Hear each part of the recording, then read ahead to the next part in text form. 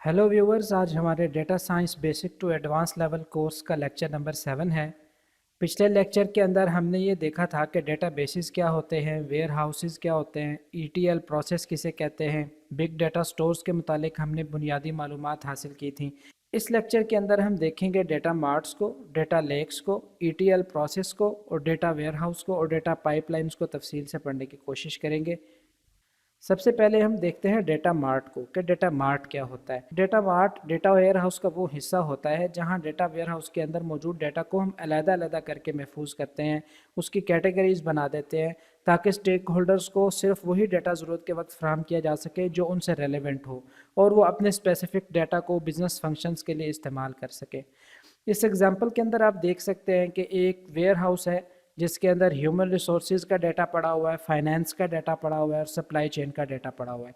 फिर इसी ware house से हमने आगे डाटा मार्ट्स क्रिएट कर दिए हैं।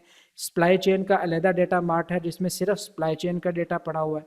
ह्यूमन रिसोर्सेज का डाटा एक अलहदा डेटा बेस में पड़ा हुआ है और फाइनेंस का डाटा एक अलहदा डेटा बेस में पड़ा हुआ है। ये सब डेटा बेसिस जिनके अंदर वेयर हाउस के डाटा को सब कैटेगराइज करके महफूज किया जाता है, ये डाटा मार्ट्स कहलाते हैं। अब हम देखते हैं डेटा मार्ट्स के फ़ायदे क्या हैं, ये किन मकासद के लिए इस्तेमाल होता है, डेटा मार्ट से हमें क्या फ़ायदे हासिल होते हैं। सबसे पहला फ़ायदा तो ये है कि डेटा वेयर हाउस में मौजूद डेटा की सिक्योरिटी को मुमकिन बनाता है। फिर हम ये देखते हैं कि सिर्फ वो स्पेसिफिक लोग जिनको उनके रेलेवेंट डाटा की ज़रूरत होती है वही उन्हीं को उस तक एक्सेस दी जाती है और हर शोबे से मुतालिक रिपोर्टिंग और एनालिटिक्स को मुमकिन बनाता है। अब हम देखेंगे डेटा लेक्स को। डेटा लेक्स दरअसल में एक स्टोर डिपॉजिटरी होती है जिसके अंदर रॉ डाटा महफूज होता है। जिस हालत में डाटा को गैदर किया गया होता है एज इट इज़ उसी हालत के अंदर वो डाटा इस स्टोर के अंदर रिपॉजिटरी के अंदर महफूज होता है, जिसे डेटा लेक्स कहते हैं। ये स्ट्रक्चर्ड डाटा भी हो सकता है, सेमी स्ट्रक्चर्ड डाटा भी हो सकता है, अनस्ट्रक्चर्ड डाटा भी हो सकता है। यानी हम ये कह सकते हैं कि डाटा की प्री प्रोसेसिंग से पहले जिस हालत में ओरिजिनल हालत में डाटा को इकट्ठा किया गया था उसी ओरिजिनल हालत के अंदर डाटा यहाँ पे महफूज होता है, जिसको उसके मेटा डाटा यानी डाटा का डाटा यानी उस डाटा की जो इन्फॉर्मेशन होती है उसकी बेस के ऊपर उसको मुख्तलिफ इकसाम में तकसीम करके टैगिंग की होती है ताकि वो ज़रूरत पड़ने पर उस टैग्स की मदद से एक्सेस किया जा सके।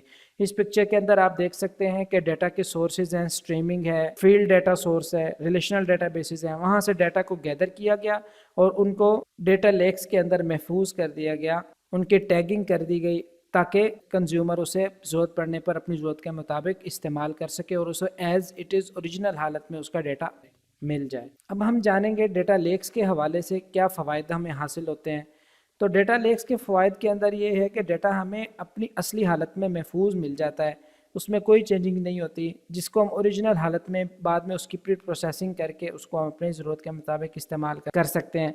और इसी तरह बाज़ दफ़ा डेटा लेक्स को प्री प्रोसेसिंग से पहले ईटीएल में डाटा के स्टेजिंग एरिया के तौर पर भी इस्तेमाल किया जाता है, जहां पर आर्जी तौर पर डाटा को महफूज किया जाता है, फिर उसको प्री प्रोसेसिंग के लिए इस्तेमाल किया जाता है और उसके बाद जब प्री प्रोसेसिंग के बाद उसको किसी वेयर हाउस में या डाटा मार्ट में महफूज कर दिया जाता है। और तीसरा और अहम फ़ायदा ये है कि प्रिडिक्टिव एनालिसिस और एडवांस लेवल के एनालिसिस के हवाले से डेटा लेक्स बहुत अहम सपोर्ट फराहम करता है। तो हम ये कह सकते हैं कि डेटा लेक्स से फ़ायदे ये हैं कि इससे हमें स्केलेबिलिटी हासिल होती है, एडवांस्ड एनालिटिक्स के लिए काम आता है, स्कीमा फ्लेक्सिबिलिटी के लिए, सपोर्ट्स ऑल डाटा फॉर्मेट्स, हर सारे डाटा फॉर्मेट्स, क्योंकि इसके अंदर रॉ डाटा मौजूद होता है जो अनस्ट्रक्चर्ड, स्ट्रक्चर्ड, सेमी स्ट्रक्चर्ड हर हालत में होता है, लिहाजा ये तमाम फॉर्मेट्स को सपोर्ट करता है और इससे हमें डाटा की बेहतर क्वालिटी हासिल होती है। अब हम देखते हैं ईटीएल प्रोसेस को। ईटीएल प्रोसेस के बारे में बुनियादी तौर पर पहले हम जान चुके हैं कि एक्सट्रैक्ट, ट्रांसफॉर्म, अनलोड, यानी डाटा को पहले उसके सोर्सेज से इकट्ठा किया जाता है, उसके बाद उसके अंदर ज़रूरी तब्दीलियां कर दी जाती हैं, उन तब्दीलियों को करने के बाद उसको कहीं पे लोड करके महफूज कर दिया जाता है। और ये ईटीएल प्रोसेस जो होता है ये डाटा से वैल्यू हासिल करने के लिए एक मरकज़ी अहमियत रखता है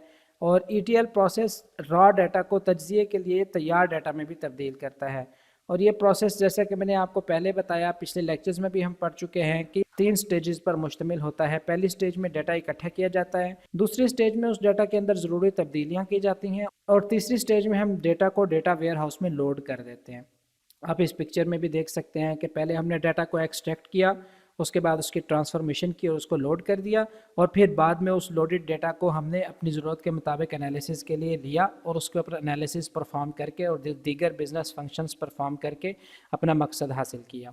آئیے اب ہم ETL کے ان تمام پروسیس کو ون بائی ون دیکھتے ہیں تفصیل کے ساتھ۔ پہلا، ڈیٹا حاصل کرنا، ڈیٹا نکالنا یا ڈیٹا اکٹھا کرنا۔ اس کے لیے درج ذیل 2 طریقے زیادہ تر استعمال ہوتے ہیں۔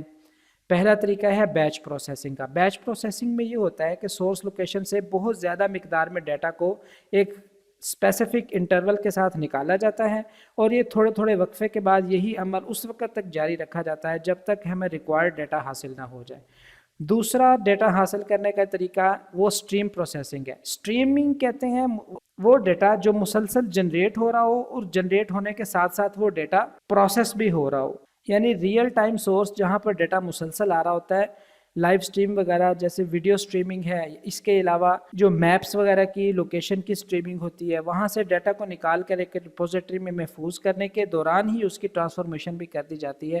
اس سارے پروسیس کو سٹریم پروسیسنگ کہتے ہیں، اور سٹریم پروسیسنگ کے لیے ہم سیمزا، سٹارم، کافکا کا یوز کرتے ہیں، اور بیچ پروسیسنگ کے لیے بلینڈو اور سٹچ نامی ٹول زیادہ استعمال ہوتے ہیں۔ اب ہم دیکھتے ہیں ڈیٹا میں تبدیلیاں کرنے یعنی ٹرانسفارمیشن کے پروسیس کو۔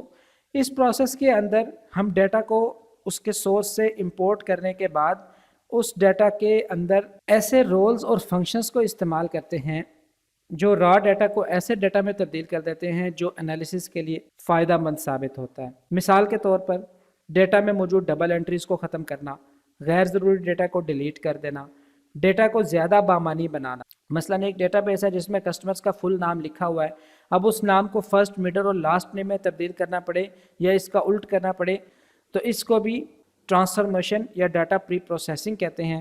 اسی طرح سے ٹیبلز کے درمیان ریلیشن شپ کو جاننا، ان کے درمیان کسی مناسبت کو سمجھنا اور ان کو آرگنائز کرنا، یہ سارا پروسیس ڈیٹا ٹرانسفارمیشن میں آتا ہے، اور اس سارے پروسیس کو ڈیٹا ٹرانسفارمیشن یعنی ڈیٹا میں مناسب تبدیلیاں کرنا کہتے ہیں۔ اب ہم دیکھتے ہیں کہ ڈیٹا کو لوڈ کرنا، ریپوزیٹری میں لوڈ کرنا۔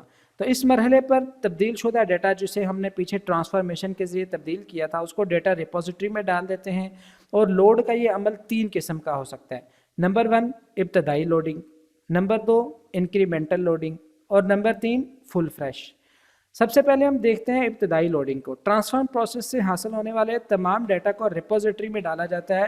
اس کو انیشیل لوڈنگ یا ابتدائی لوڈنگ کہتے ہیں، جس میں سارے کا سارا ڈیٹا جو ہم نے ٹرانسفارم پروسیس سے حاصل کیا تھا اس کو ہم ریپوزیٹری میں ڈال دیتے ہیں۔ انکریمنٹل لوڈنگ کیا ہوتی ہے؟ ڈیٹا میں ہم وقتاً فوقتاً تھوڑے تھوڑے عرصے کے بعد اس کو اپڈیٹ کرتے رہتے ہیں، یا اس میں مزید کوئی تبدیلیاں کر کے اسے محفوظ کرتے رہتے ہیں، تو یہ تبدیلیاں یا یہ اس میں آنے والی اپڈیٹس یہ انکریمنٹل لوڈنگ کہلاتی ہیں۔ لاسٹ پہ ہم دیکھتے ہیں فل فریش کو۔ فل فریش یہ ہوتا ہے کہ کسی ایک ٹیبل کو پورے اس ڈیٹا بیس کے اندر کسی ایک ٹیبل کو یا ایک سے زیادہ ٹیبلز کو پورے کے پورے ڈیٹا کو ہم مٹا کر اس کی جگہ فریش ڈیٹا ڈال دیتے ہیں، اور اس پورے پروسیس کو جس میں ہم کسی ایک ٹیبل یا زیادہ ٹیبلز کے ڈیٹا کو پورے ڈیٹا کو ہٹا کر اس کو فریش ڈیٹا سے فل کرتے ہیں، اس پورے پروسیس کو ہم فل ریفریش کہتے ہیں۔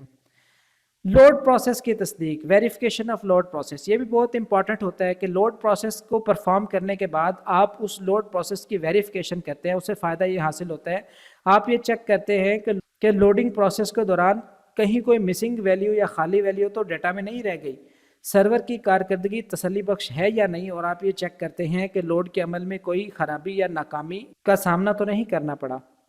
اب لاسٹ کے اندر ہم دیکھیں گے ڈیٹا پائپ لائن کو۔ عام طور پر ETL پروسیس اور ڈیٹا پائپ لائن کی اصطلاحات کو ایک دوسرے کی جگہ استعمال کیا جاتا ہے، ہم معنی سمجھا جاتا ہے۔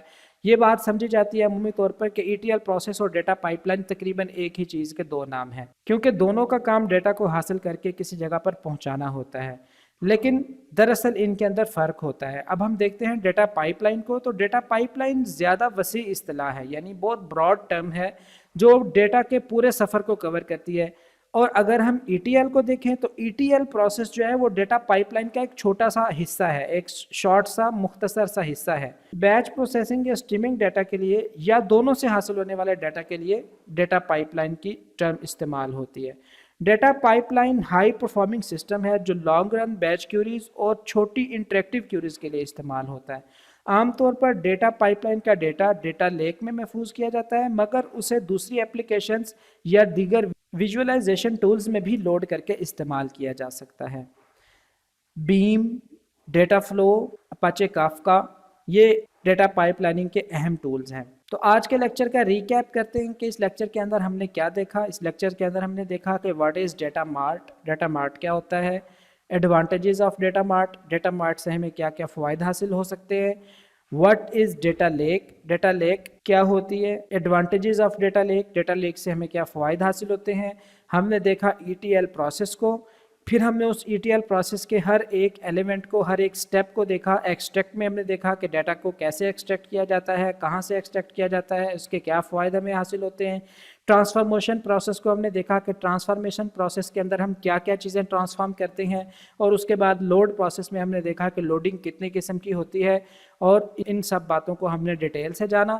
اور آخر میں ہم نے دیکھا ڈیٹا پائپ لائنز کو کہ ڈیٹا پائپ لائنز کیا ہوتی ہیں، ETL پروسیس اور ڈیٹا پائپ لائن کے اندر کیا بنیادی فرق ہے، اور کون سی ٹرم زیادہ براڈر ہے اور کون سی ٹرم اس کے انڈر لائی کرتی ہے. ویورز، امید ہے آپ کو یہ لیکچر پسند آیا ہوگا.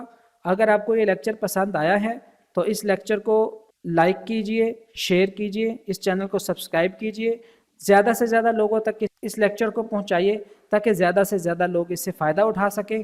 اگلے لیکچر تک کے لیے اجازت چاہتا ہوں. اسٹے بلیسڈ، اپنا زیادہ سا خیال رکھیے گا.